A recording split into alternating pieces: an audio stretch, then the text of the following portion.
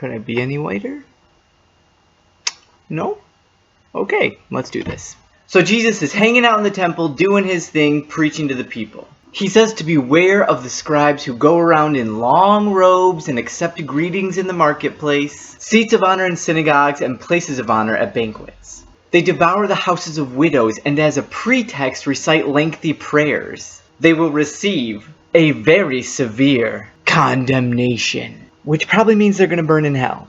Just saying. We haven't even gotten to the widow yet, and already there's a lot going on. First of all, Jesus says, beware of the scribes who go around in long robes. I think it's the scribes in the short robes we should be worried about. You know what I'm saying? I mean, what's so bad about long robes anyways? Basically, in a nutshell, back then people wore long robes to show off. So when we're trying to figure out what this means to us in our daily lives now, Jesus is saying, hey, beware of people who dress to get attention and approval. And in our society, we struggle with this a lot. I mean, everyone knows that I just wear brown to get the attention. Notice me! But really, are we obsessed with always having the latest fashions, the newest shoes, the coolest iPhone? These are all ways that we become too focused on status and how we look and how we appear to others, instead of what actually matters. God wants you to dress in a humble manner so as not to draw attention to yourself. He doesn't want you dressing for the approval and the attention of others. He wants you dressing for Him, which means simply and modestly. I mean, if you feel like you can't leave the house without putting on makeup, or that one specific hat, or that really cool scarf, whatever it is that you feel like makes you look acceptable to the world, if you feel like you need that to go out in public, maybe you should reconsider that. So maybe all those people in pajama pants at Walmart are onto something. These sweatpants are all that fits me right now. So then after dissing on their robes, Jesus talks about the scribes going around taking greetings in the marketplace, getting the best seats in the house every time they go to the synagogue or feast, banquet thing. But how does that relate to us? I mean, the last time I went to a synagogue was like forever ago. And what about these banquets and feasts? I mean, when you go somewhere where there's food, it's no longer that important to sit at the head of the table. Your real goal should be to sit as close to the food as possible. But banquets and synagogues are no longer where we flaunt our feathers, my friend. Nowadays, we show off our long robes on social media. The best seat in the house has been replaced by the most views on the internet. Greetings in the marketplace has turned into like, favorite, follow, retweet, subscribe.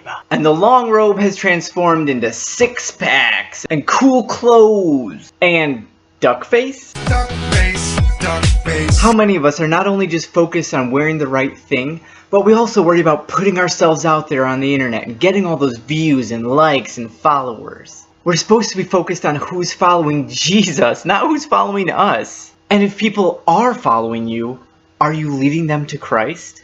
Or are you leading them to, as Jesus put it, a very severe condemnation? I mean, there's really only two places you can lead people, heaven and hell. So I want you to think about which way you're doing that. And in the meantime, think about who you're following, not who's following you. So then after Jesus is done talking about the scribes and their robes and how they're always trying to get attention, he casually slips in that they say these really long prayers and then devour the houses of widows. Wait, what? In the name of God and all that is holy, and by the power invested in my super long robes, I do declare that this house is no longer yours but ours, and belongs... Oh, I'm sorry, did you still want that? Oh, but your husband's dead, so you don't need it anymore. You're just a poor widow. I mean, if you find yourself devouring people's houses, yeah, no wonder you're going to face some severe condemnation. Basically, Jesus is saying, don't take advantage of people, even if you think you're better, faster, stronger, harder, whatever. Now Jesus sits down and starts watching all of the rich people put in their huge amounts of money into the collection thing, walking away with their long robes. And then he sees a poor widow walk up and just put a couple pennies in the collection. So then he tells all of his disciples that she gave more than the rich people because what you give is not based on how much it is, but proportionally to how much you have.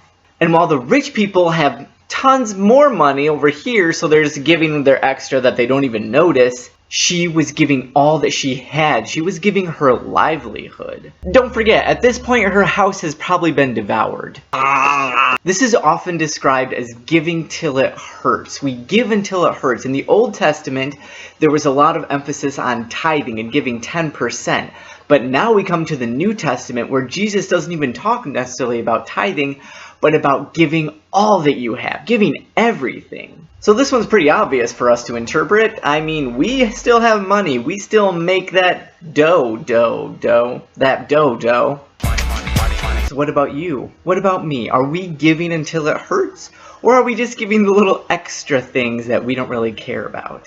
I mean, when there's a canned food drive, how many of us just go into our cupboards and find the cans of food that are old and that we don't really want? When it comes to giving money to the collection at Mass or to the poor, how many of us just give the extra money that we won't notice if it goes missing, instead of giving money that we really want for ourselves to spend on things that we like? We take in money from different places. Maybe it's from working a job, maybe it's from allowance, maybe it's just from gifts we get on birthdays and Christmas. But when we get that money, we often only think of ourselves, when we really need to stop and think about giving until it hurts. Now, obviously, you don't have to give all your money right away. It's a gradual process. You just start giving a little bit more so that it hurts a little. Then as you get more and more used to this, you can start giving more and more. But if you don't start small, then you probably won't start at all. And you want to be able to set yourself up so that you can give until it hurts, so that you can give all you have.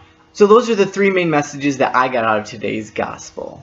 Question what you wear and why you wear it. Tone down the selfies and the over-obsession with social media. And find ways to start learning how to give until it hurts. Because if we don't do these things, if we continue to wear our long robes and be obsessed with likes and followers, if we never learn to give until it hurts, we may face that severe condemnation that Jesus talks about.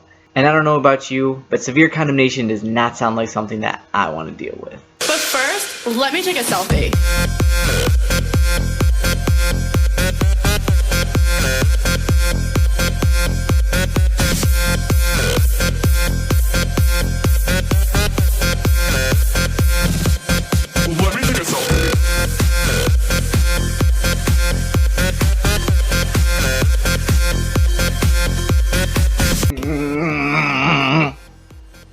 Why am I getting whiter? What's happening? A poor old widow. Is she old? I'm not sure. I know she's poor. She might not be old. She might be young. She might be 25. I don't know. Retweets. This is messed up. What's wrong with me?